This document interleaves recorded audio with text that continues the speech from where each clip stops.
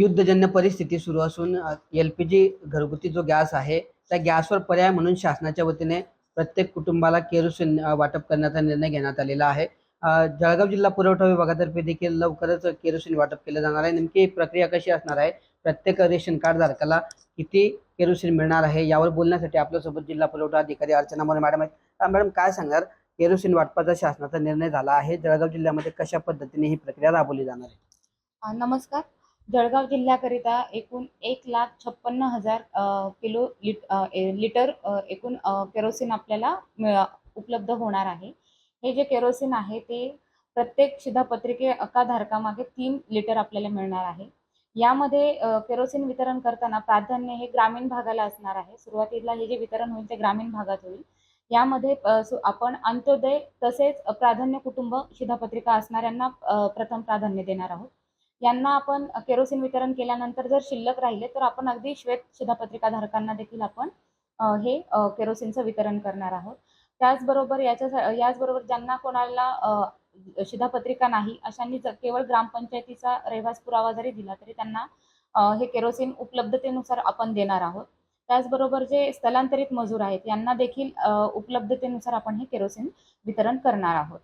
Madam, या वाटपासंदर्भातली जी प्रक्रिया आपल्या पद्धतीने पार पडणार आहे ती कशी पार पडणार आहे? नेमकी कंपनी असेल किंवा एजन्सी कुठली नियुक्त झाली आहे आणि कधीपर्यंत हा साठा जळगाव जिल्ह्यात पोहोचू शकेल?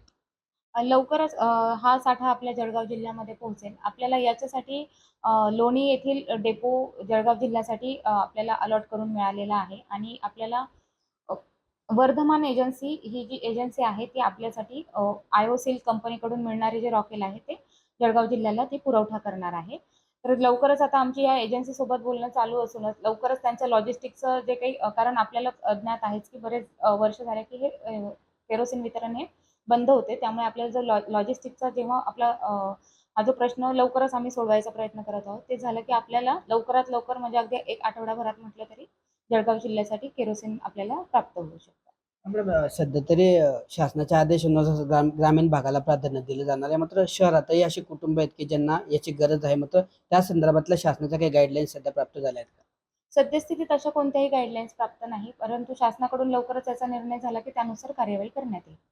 तर एकंदरीतच जळगाव जिल्ह्यासाठी देखील केरोसिन वाटपाचा निर्णय जाहीर झालेला आहे. 1,56,000 लिटर एवढा केरोसिनचा साठा जळगाव जिल्ह्याला उपलब्ध होणार आहे. त्यासाठी कंपनी असेल, एजन्सी असेल, ही नियुक्ती झालेली आहे आणि एजन्सीच्या माध्यमातून प्रत्येक तालुका स्तरावर हा साठा पोहोचेल आणि त्या माध्यमातून जो आहे जिल्हा पुरवठा विभागाच्या मार्गदर्शनाखाली हा जो आहे प्रत्येक रेशन कार्ड धारकाला हा साठा जो आहे केरोसिन वितरित केला जाणार आहे. प्रत्येक शिधापत्रिका धारकाला नव्हे तर फक्त सध्या तरी प्राधान्य कुटुंब आणि अंत्योदय धारक या दोनच रेशन कार्ड धारकांना हा साठा सध्या तरी वितरित करण्याचे आदेश शासनाचे आहे आणि त्यानुसारच ही प्रक्रिया राबवली जाणार आहे. मात्र यामध्ये स्थलांतरित मजूर असतील किंवा ज्यांच्याकडे रेशन कार्ड नाही असे ग्रामीण भागातील ग्रामस्थ असतील यांना देखील सूट देण्यात आलेली आहे. मात्र त्यासाठीची जी प्रक्रिया आहे, अटी आहेत, शर्ती आहेत, त्या त्यांना पूर्ण कराव्या लागणार आहे. अशा पद्धतीने एकंदरीतच केरोसिन वाटपाचा शासनाचा जो निर्णय झाला आहे, या प्रक्रियेसाठी जळगाव जिल्ह्याचा पुरवठा विभाग देखील सज्ज असल्याचं आपल्याला पाहायला मिळत आहे.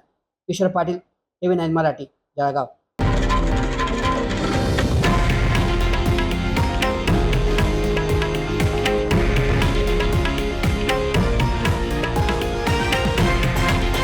हे आहे देशातील नंबर 1 न्यूज नेटवर्क आणि आपण पाहत आहात TV9 मराठी, एकमेव.